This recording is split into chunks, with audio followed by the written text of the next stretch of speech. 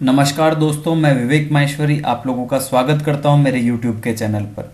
दोस्तों, आज RS pre तथा RS मेंस के पेपर 2 में भूगोल के एक विषय भूकंप के बारे में चर्चा करने जा रहा हूं। आपको कैसा लगा? अपने सुझाव 9928001400 पर जरूर दें। तो शुरुआत करने से पहले अपने देश को स्वच्छ बनाने में योगदान दें, स्वच्छ भारत अभियान का हिस्सा बने तथा दिव्यांगों की मदद करें। तो चलिए शुरुआत करते हैं भूकंप के बारे में। जब किसी ज्ञात अथवा अज्ञात बाह्य या अंतर्जात कारणों से पृथ्वी के भूपटल में तीव्र गति से कंपन पैदा हो जाता है तो उसे भूकंप कहा जाता है। ये तो बात हुई भूकंप की डेफिनेशन के बारे में, लेकिन भूकंप के बारे में पता कैसे करें?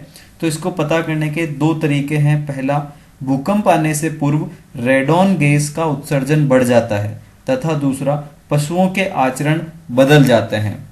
भूकंप में 3 प्रकार की अलग अलग तरंगे निकलती है, उसके बारे में जानकारी ले लेते हैं।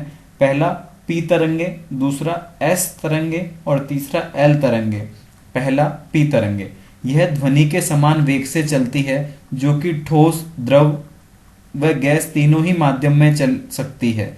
सिस्मोग्राफ पर सबसे पहले यही आती है। यह आगे पीछे धक्का देते हुए चलती है। ये अनुलंब तरंगे व संपीड़न तरंगे दोनों कहलाती है तथा इनका वेग सर्वाधिक होता है। दूसरा एस तरंगे, ये ठोस से ही गुजर सकती है। ये प्रकाश तरंगों के समान होती है। पृथ्वी का क्रोड वाला भाग द्रव है, इसलिए ये वहां से गुजर ही नहीं सकती है। तीसरा एल तरंगे, ये केवल धरातल पर आती है, वह सबसे अंत में धक्का देकर आती हैं। वह यह ठोस, तरल व गैस तीनों से गुजर सकती हैं। इनकी कंपन गति सर्वाधिक होने के कारण विनाशकारी होती है।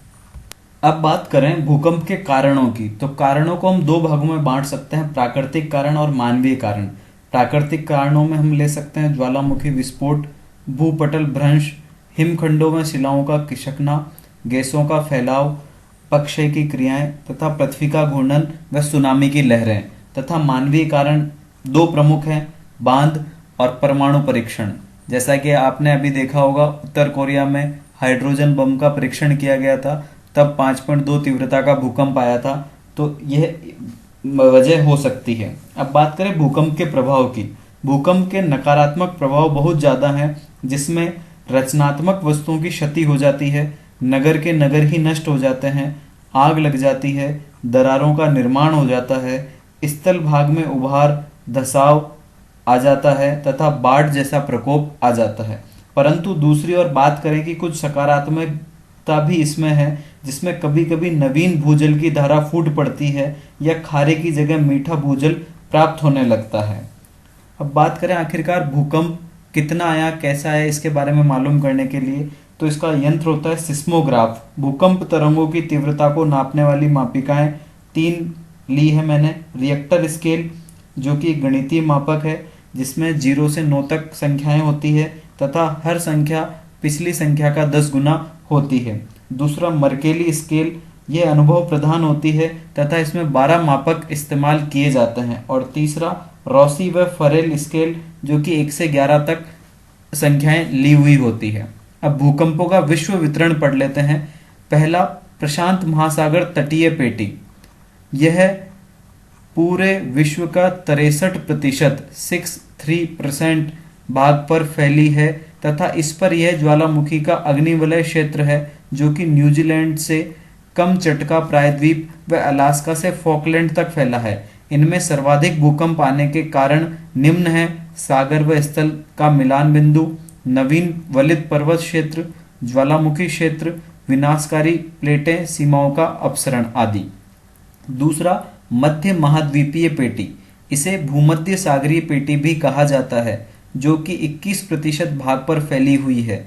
इसमें संतुलन मूलक तुर्की व हिमालय व भ्रंश मूलक इंडोनेशिया भूकंप आते हैं। यह मुख्यतः स्थल मार्ग से होकर गुजरती है, जिसमें यूरोप महाद्वीप के आल्प्स, एशिया के हिमालय, बर्मा आदि आते हैं। तीसरा और अंतिम, मध्य अटलांटिक पेटी।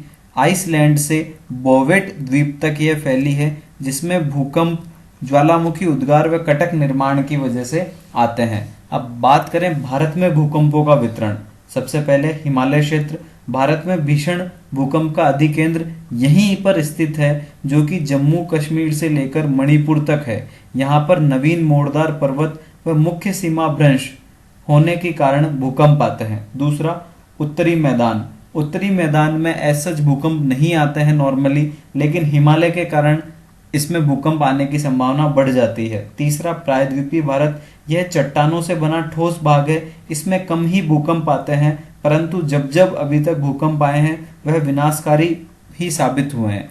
भारत में कुछ संवेदनशील इलाके जहां पर भूकंप आने की संभावना हमेशा बनी रहती है वह हैं कच्छ की खाड़ी, जम्मू कश्मीर व उत्तराखंड।